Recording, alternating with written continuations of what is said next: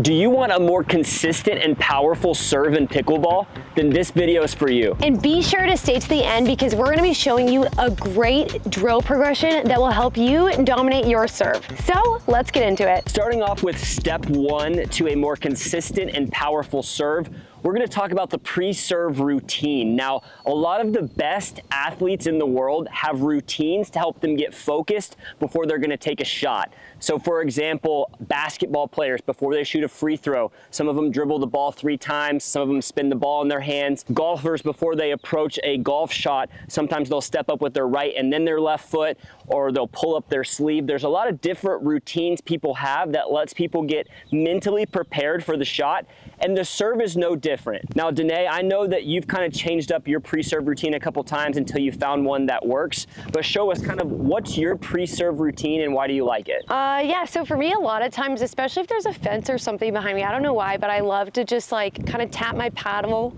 to the back of the fence.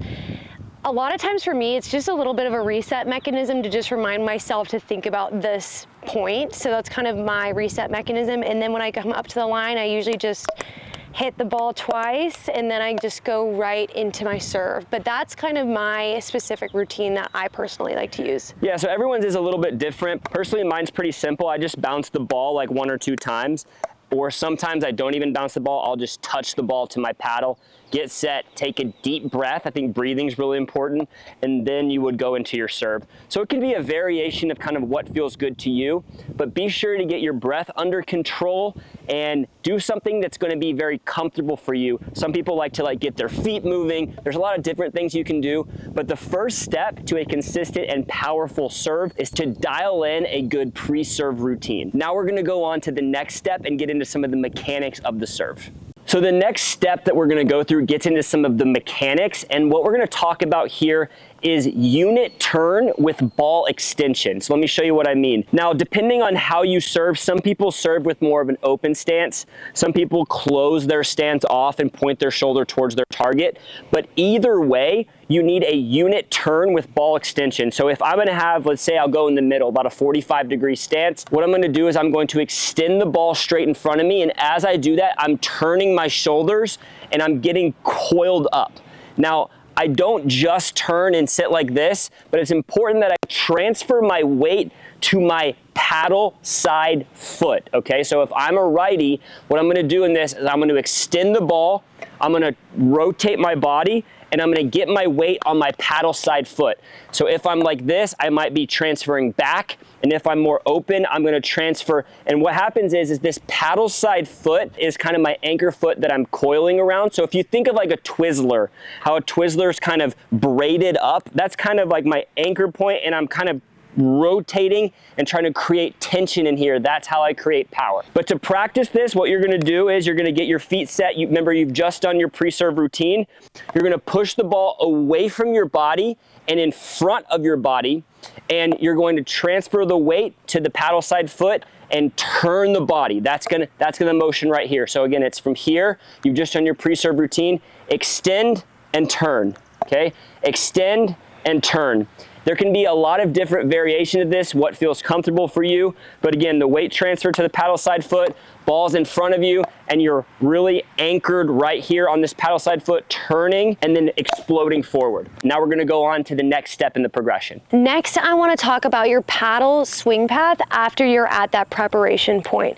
So as Barrett said, you're kind of at the position where the ball's in front of you, your paddle's up, and your weight is on this back foot. Now here's the deal. You can't just hit the ball from here, because the rule with the serve is that you have to hit the paddle from low to high. So once you get into this preparation phase, I need you to drop that paddle down, and that's where you really explode forward. Now, something that really has helped me with the serve is to make sure that nothing's disjointed. Like, I don't want to get my paddle prepped here, pause, and then go down and then hit through. That's gonna throw off a lot of your rhythm. So I personally like to make sure that everything's kind of moving in the same motion. That way I'm not hitching or pausing in between the service motion. So like we said, we're gonna do the reset mechanism or that service prep. Then you're gonna get your position, and then just go right in low to high.